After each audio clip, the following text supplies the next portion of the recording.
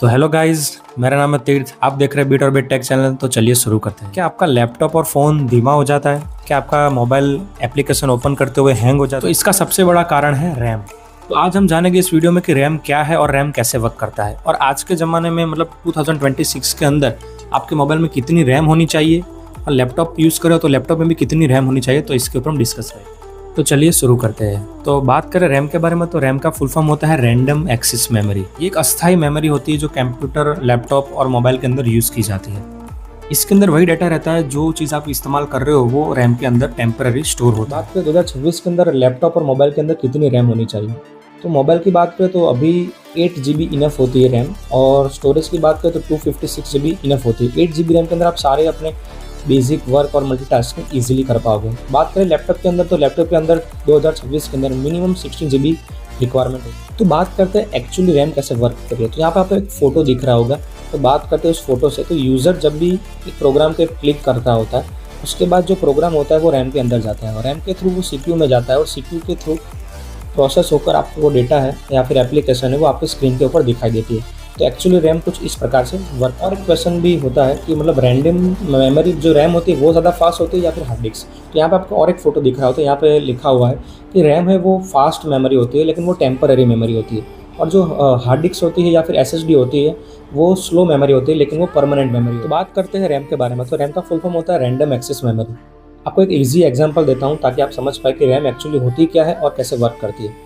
तो समझ लीजिए आपके पास एक कबाट है। कबाट के अंदर आपके पास बहुत सारी बुक्स पड़ी हुई है। अगर आपको बुक को पढ़ना है तो उसको लेकर आपको अपने टेबल पर रखना होगा ताकि उसे आप पढ़ पाएँ। तो जो टेबल होती है वही एक्चुअली रैम का काम करती है। जितनी ज़्यादा बड़ी टेबल होगी उतनी ज़्यादा बुक्स आप टेबल पर रख पाओगे और एक साथ ओपन कर पाओगे। अगर टेबल ही इतना छोटा होगा तो एक भी बुक आप इसके अंदर रख नहीं पाओगे। जितनी बड़ी टेबल होगी वैसे ही आप अपनी किताबों को रख कर पढ़ पाओगे। वैसा ही सेम रैम के अंदर होता है। जितनी ज़्यादा GB की रैम होगी उतनी ज़्यादा बड़ी एप्लीकेशन आप उसे रन कर पाओगे, मल्टीपल एप्लीकेशन एक साथ रन कर पाओगे।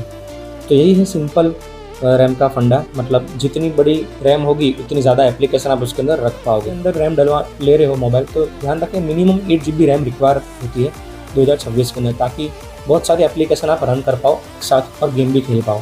लैपटॉप की बात करें तो लैपटॉप में भी आपको 16 GB रैम मिनिमम रिक्वायरमेंट है अभी फिलहाल 2026 के अंदर। तो जब भी आप लैपटॉप और मोबाइल में देखने जाओ तो ये चीज़ का खास ध्यान रखें। और जब भी आप लैपटॉप के अंदर रैम डलवाते हो तो दो चीज़ का खास ध्यान रखें, मतलब उसका टाइप क्या है। बात करें टाइप के बारे में रैम के, तो कई तरीके के टाइप्स आते हैं। DDR1, DDR2, DDR3, और अभी लेटेस्ट DDR5 रैम चल रही है। सबसे पहले ये देखिए कि आपका लैपटॉप कितने रैम को, मतलब कौन से टाइप को सपोर्ट कर रहा है। मतलब आपके पास लैपटॉप के अंदर जब रैम डलवाने जाते हो तो आपके पास दो प्रकार की रैम होती है। दोनों ही 16 GB की रैम होती है, लेकिन दोनों में बहुत ज़्यादा प्राइस का भी और फीचर्स का भी अंतर होता है। समझ लीजिए ये 16 GB की रैम है और ये भी 16 GB की रैम है। दोनों भी सेम ही है, 16 GB साइज सेम है, लेकिन प्राइस का बहुत ज़्यादा अंतर रहता है और साइज फीचर्स का भी।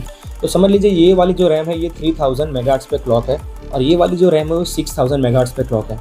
मतलब दोनों में सिर्फ क्लॉक का ही डिफरेंस है। मतलब ये रैम आप यूज़ करोगे तो एक एप्लीकेशन को ओपन करने के लिए आप समझ लीजिए 3 सेकंड लगते हैं। तो ये वाली रैम आप यूज़ करते हो तो कोई एप्लीकेशन को ओपन करने वक्त आपको सिर्फ 1 ही सेकंड लगेगा। मतलब जितनी ज़्यादा क्लॉक स्पीड होगी उतनी ज़्यादा रैम फास्ट वर्क करेगी। तो समझ लीजिएगा कि जब भी आपका मोबाइल हैंग कर रहा है तो उसके पीछे आपकी रैम है, जो डेस्क है वो पूरी तरीके से फुल हो गई है। तो सबसे पहले आप अपने डेस्क को खाली कीजिए, रैम को खाली कीजिए। उसके बाद आप फिर से एप्लीकेशन को ओपन करेंगे तो वो तुरंत फास्ट एप्लीकेशन ओपन होगी। तो अब आपको समझ में आ गया होगा कि रैम एक्चुअली क्या है और कैसे वर्क करती है। तो अगर वीडियो अच्छी लगी हो तो वीडियो को लाइक, शेयर और बीट टेक चैनल को सब्सक्राइब करना ना भूलें, और कमेंट जरूर कीजिए कि नेक्स्ट टॉपिक पे आपको वीडियो चाहिए। तो चलिए मिलते हैं नेक्स्ट वीडियो में।